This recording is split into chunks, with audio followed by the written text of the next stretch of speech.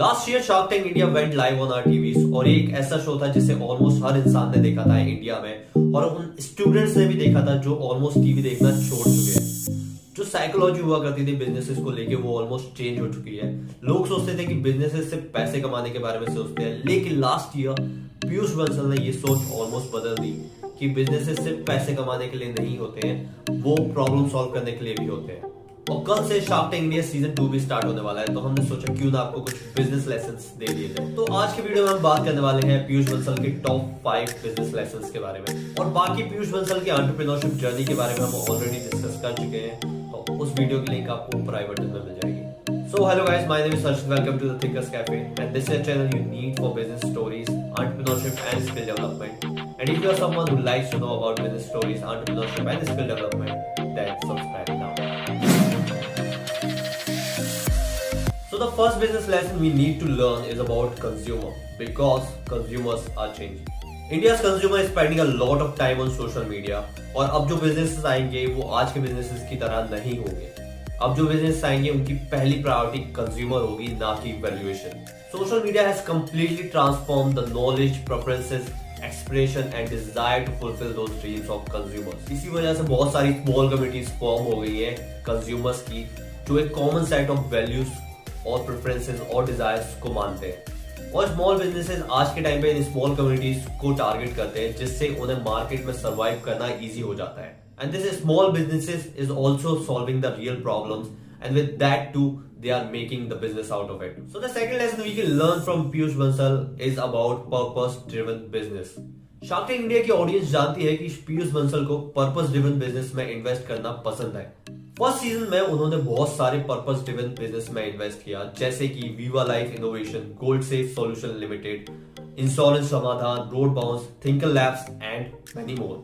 ये सारे के सारे पर्पस ड्रिवन बिजनेस थे, और जब भी पीयूष बंसल को लगता था कि इससे लोगों की लाइफ में इंपैक्ट पड़ सकता है, तो वो उस बिजनेस में जरूर इन्वेस्ट करते थे, चाहे वो केजी एग्रोटेक हो या फिर थिंकरबेल labs. This is learning he got from his ideal founder Bill Gates, which focuses on solving problem and making money will follow with that. So problem solve करो और पैसा आ ही जाएगा। So the third business lesson we need to learn from Piyush Bansal is about recruitment process. Piyush Bansal said that जरूरी नहीं है कि talented लोग वही हो जिनकी सीवी में बड़ी बड़ी कंपनीज के नाम लिखे हो। ये पूरा रिक्रूटमेंट सिस्टम ही ऐसा बनाया गया है कि अगर आपकी सीवी में बड़ी बड़ी कंपनियों का नाम है तो आप इंटरव्यू के लिए एलिजिबल हो, अदरवाइज आप चूके हो।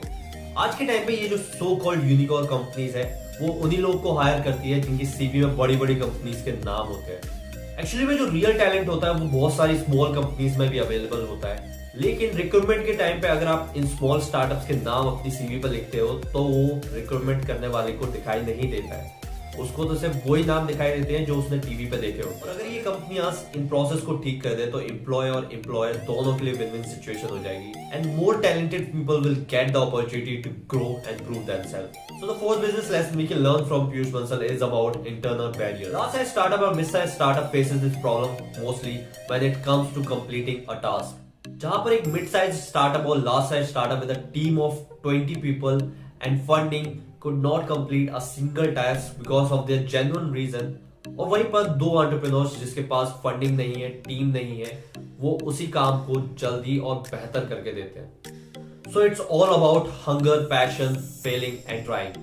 जो पहले प्रॉब्लम सॉल्व करने में पूरा का पूरा साल लग जाता था, अब वो प्रॉब्लम एक महीने में सॉल्व हो जा रही है, और कुछ दिनों बाद उतना भी टाइम नहीं लगेगा। और ये इसलिए हो पा रहा है क्योंकि ये स्मॉल स्टार्टअप्स टेक्नोलॉजी को एक अलग ही लेवल पे यूज कर रहे हैं इनोवेशन के लिए। So keep your internal barrier low and keep focusing on solving the problem for which you started this business. So the fifth business lesson we can learn from Piyush Bansal is about company culture. देखो, Piyush Bansal company culture को बहुत ही ज्यादा सही रखते हैं, इसलिए वो CEO के साथ सीपीओ भी है, जो कि होता है chief people officer. Piyush Bansal said that जैसे इंडिया में हर जगह पे अलग अलग फ्लेवर्स होते हैं, अलग अलग तरीके के खाना बनता है, अलग अलग तरीके से काम होता है, उसी तरह से कंपनी का कल्चर भी ऐसा ही होना चाहिए कि लोगों को किसी भी काम के लिए फोर्स करने की जरूरत ना पड़े।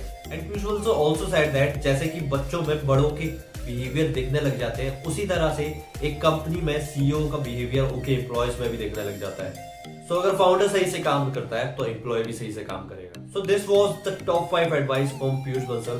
इनको सुन के और अप्लाई करके आप अपने बिजनेस को बेटर कर सकते हो और शायद एक अलग लेवल पर भी ले जा सकते हो। So that's it for this video. Thank you and have a nice day.